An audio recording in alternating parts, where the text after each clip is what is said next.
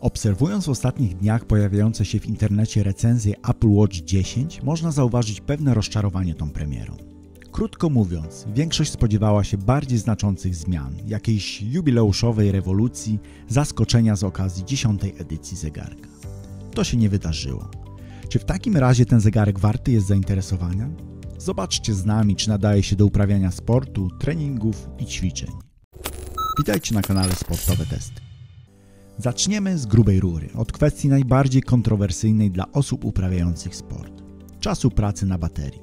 Osoby, które na co dzień używają typowych zegarków sportowych, mówią, że Apple Watch nie nadaje się do sportu, bo bateria schodzi tak szybko, że nie zdążymy skończyć treningu, a zegarek się rozładuje. Trzeba sobie to jasno powiedzieć, bateria w Apple Watch 10 nie ma podjazdu do żadnego zegarka typowo sportowego.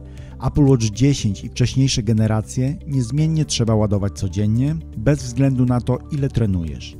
I jeśli ktoś tego nie akceptuje, to na pewno nie jest zegarek dla niego. To nie jest tak, że z Apple Watch nie wyjdziesz na dłuższy trening, bo godzinna aktywność na GPS to spadek baterii o około 10-11%. Przebiegniesz z nim więc maraton, czy pojeździsz kilka godzin na rowerze. Podczas nocy ubytek baterii też oscyluje wokół 10%. Pewnym pocieszeniem jest to, że ten zegarek faktycznie ładuje się błyskawicznie. Seria 10 jeszcze szybciej niż poprzednie. Od 0 do 80% w 30 minut. Ale nie zmienia to faktu, że musimy o tym pamiętać każdego dnia.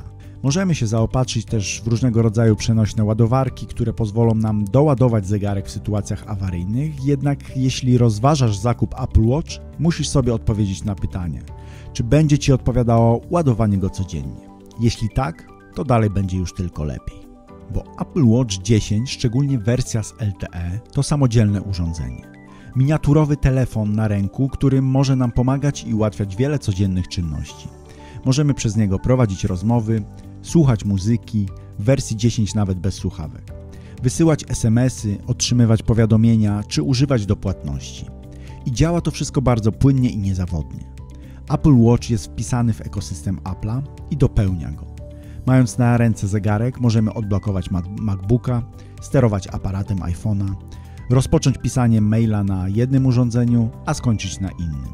Sterować multimediami i milionem innych rzeczy, możliwości są niemal nieskończone. Jeśli ktoś potrzebuje być zawsze na bieżąco i nie umie funkcjonować bez telefonu, to czasami może go zastąpić zegarkiem. Ekosystem Apple'a jest stworzony do takiego stylu życia. Jeśli chodzi o zmiany w wyglądzie zegarka z serii 10, to w poprzednim filmiku omówiliśmy je, a tutaj tylko wspomnę, że 10 ma większy ekran niż 9 i jest nieco cieńsza. Poza tym niewiele się zmieniło. Przejdźmy więc do tego, co nas interesuje najbardziej. Możliwości sportowych Apple Watcha serii 10. Wiemy już po recenzji wersji Ultra, że tutaj nie ma kompromisu w stosunku do zegarków sportowych i Apple potrafi zawstydzić niejedno takie urządzenie dokładnością swoich pomiarów. Sprawdziliśmy, czy w serii 10 jest podobnie dobrze. Zacznijmy od tego, co wraz z premierą serii 10 pojawiło się nowego. Nie tylko związanego z tym konkretnym modelem, ale również z aktualizacją systemu WatchOS do wersji 11. Te funkcje trafią również do poprzedniej generacji zegarków od 6 w górę. Ale zacznijmy od nowości związanych z samym zegarkiem, które mogą być przydatne w sporcie. W zasadzie mamy dwie znaczące zmiany. Dodanie głębokościomierza i czujnika temperatury wody. Funkcje znane z Apple Watch Ultra tutaj zostały nieco ograniczone.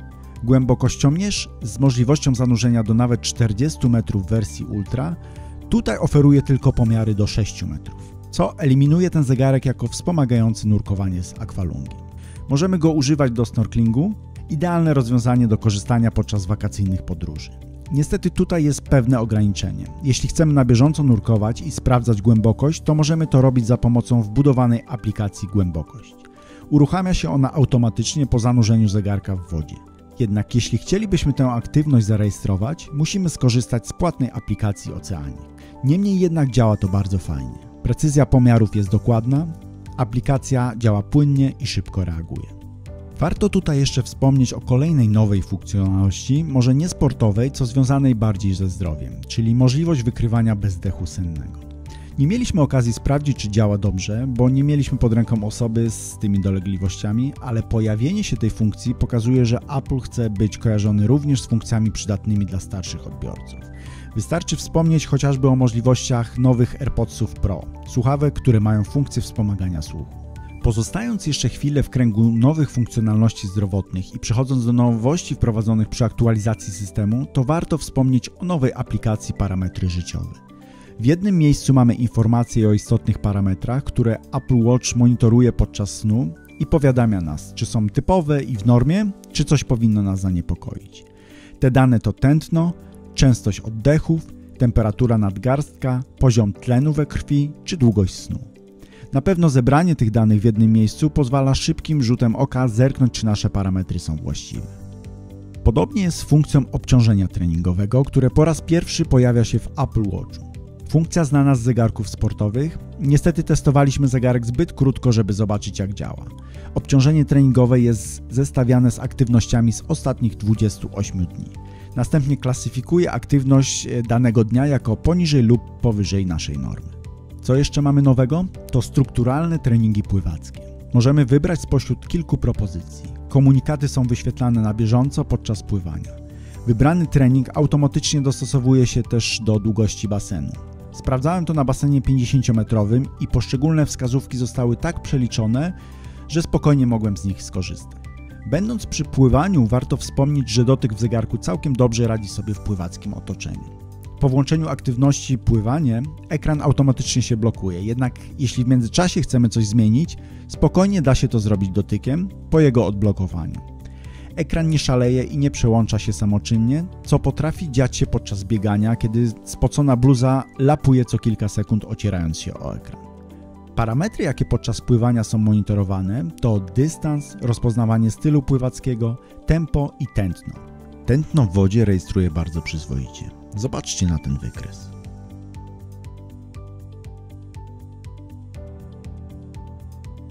Jednak musimy pamiętać podczas pływania, żeby dość mocno zapiąć zegarek, bo inaczej będzie problem z ciągłością zapisu tętna. Jeśli woda dostanie się pomiędzy zegarek a nadgarstek, to w tym miejscu Apple Watch nie zarejestruje tętna. Będą dziury w zapisie. Jeśli nie chcecie przegapić naszych kolejnych recenzji, zasubskrybujcie nasz kanał. Przy okazji dziękujemy sklepowi X.com za użyczenie zegarka do testów i odsyłamy w opisie filmu do ich strony, gdzie znajdziecie pełną ofertę zegarków Apple. No ale skoro już jesteśmy przy tętnie, to sprawdźmy, jak Apple Watch 10 radzi sobie w łatwiejszych warunkach. Testy wykonaliśmy standardowo w 2 biegach spokojnych i 2 interwałowych wykonanych przez 2 testerów. Sprawdźmy wyniki. Na początek biegi spokojne. U pierwszego testera bieg spokojny był w terenie miejskim i częste przekraczanie ulic z sygnalizacją świetlną zrobiło z niego mniej liniowy bieg, jeśli chodzi o poziomy tętna. Jednak popatrzcie, jak Apple Watch sobie z nim poradził. W zasadzie na początku widać tylko jeden błąd, a poza tym oba wykresy tętna się na siebie nakładają. Pokazuje to też parametr dokładności do 2 uderzeń, który wynosi 89% dla tego biegu. W drugim biegu spokojnym jest jeszcze lepiej. Obie linie pomiarów nakładają się na siebie. Nawet końcowy odcinek biegu o nieco szybszym tempie nie spowodował rozjazdów w pomiarze. Dokładność do 2 uderzeń wynosi aż 98%. Pora na interwały. Tutaj na jednym i drugim wyniki są również bardzo dobre. U pierwszego testera widać niewielkie rozbieżności na pierwszym i trzecim interwale, ale generalnie jest bardzo dobrze. Potwierdza to wynik dokładności do 2 uderzeń, który jest na wysokim jak na interwał poziomie 83%. Interwał drugiego testera to już ekstraklasa nadgarstkowego pomiaru tętna. Popatrzcie na ten wykres. Aż trudno uwierzyć, że to zapis tętna z nadgarstka. Odwzorowanie każdego interwału jest niemal idealne. Czas reakcji, górne i dolne pułapy są fenomenalne. Jedynie w ostatnim interwale jest drobny schodek, ale co pokazuje też wskaźnik dokładności do 2 uderzeń na poziomie 97%, to taki dokładny pomiar nam się jeszcze nigdy nie zdarzył podczas testów biegów interwałowych. Nasz wskaźnik całościowy dla Apple Watch 10 wyniósł 9,2. To pierwszy zegarek, który przebił swoją dokładnością pułap 9 punktów.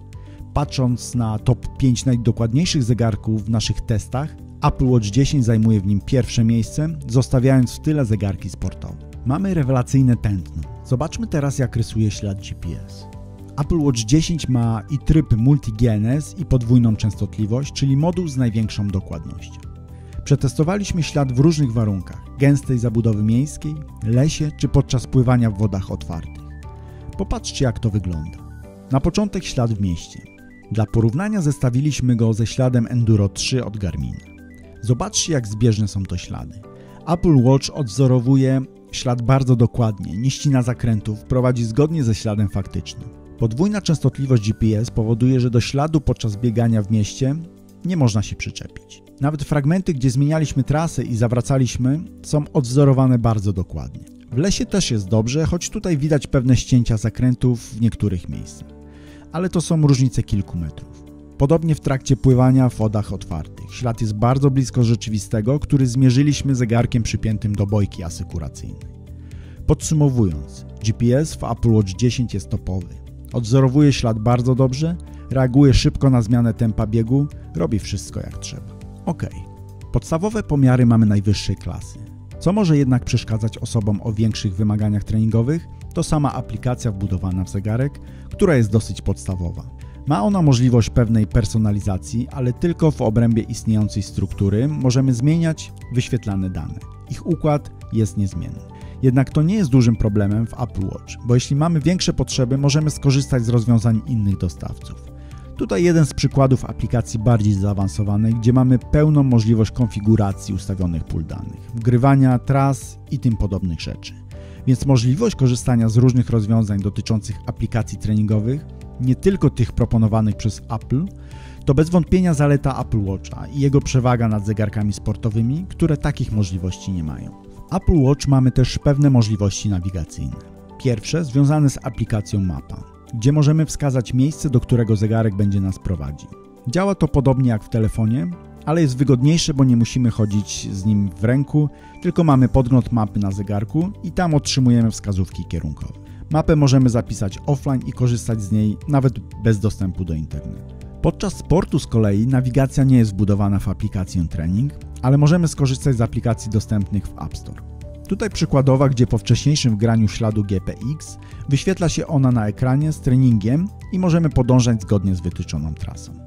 Nie kieruje co prawda krok po kroku jak mapa Apple, daje komunikaty tylko jeśli zboczymy z trasy, ale już samo wizualne kontrolowanie jej w większości przypadków będzie pomocne. Te rozwiązania nie były dla mnie super wygodne, ekran nie jest na tyle duży, żeby swobodnie trafiać w konkretne przyciski dotykiem. Brakuje mi możliwości obsługi tylko przyciskami fizycznymi.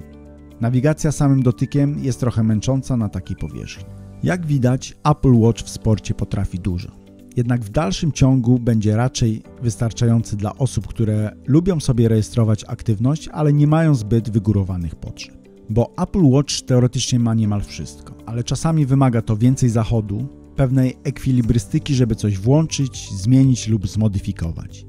Na przykład teoretycznie możemy tętno zegarka transmitować do licznika rowerowego, ale w praktyce okazuje się, że potrzebujemy do tego aplikacji firm trzecich. Jedna wymaga pośredniczenia telefonu, inna nie paruje się za każdym razem i finalnie mamy funkcjonalność, której nie możemy być pewni. Raz zadziała, raz nie. Kolejny przykład. Poprzez Apple Watch 10 podłączymy się do trenażera i będziemy mogli odczytać w nim na przykład wysyłaną z niego moc, ale już nie będziemy mogli sterować trenażerem z poziomu zegarka. Pytanie, czy to źle, że Apple Watch nie robi tych wszystkich rzeczy, co zegarki sportowe? Oczywiście, że nie, ale na pewno warto o tym wiedzieć, kupując taki zegarek, żeby nie być potem rozczarowanym, bo Apple Watch 10 to dalej przede wszystkim smartwatch z funkcjami sportowymi. No to mamy Apple Watch 10 w całej okazałości. Z jednej strony smartwatch, który trzeba ładować każdego dnia i o tym pamiętać, ale z drugiej strony urządzenie oferujące absolutnie topową na rynku dokładność parametrów sportowych. Dokładność tętna i GPS na poziomie niedostępnym przez niektóre sprzęty typowo sportowe. Dodatkowo to telefon na nadgarstku z milionem funkcji, które mogą ułatwiać codzienne życie. Na pewno to nie jest zegarek dla każdego. Jego stylistyka i ograniczenia powodują, że część odbiorców na niego nie spojrzy. Zaliczamy się do tej grupy. Jednak widzimy, że dla wielu osób będzie to rozwiązanie szyte na miarę, bo bez wątpienia oferuje bardzo dużo w świetnej jakości. Seria 10 to nie jest rewolucja i dla użytkowników poprzedniej generacji tych zegarków nie oferuje przełomowych zmian. Ale pomijając ten fakt, to w dalszym ciągu jest ciekawa propozycja.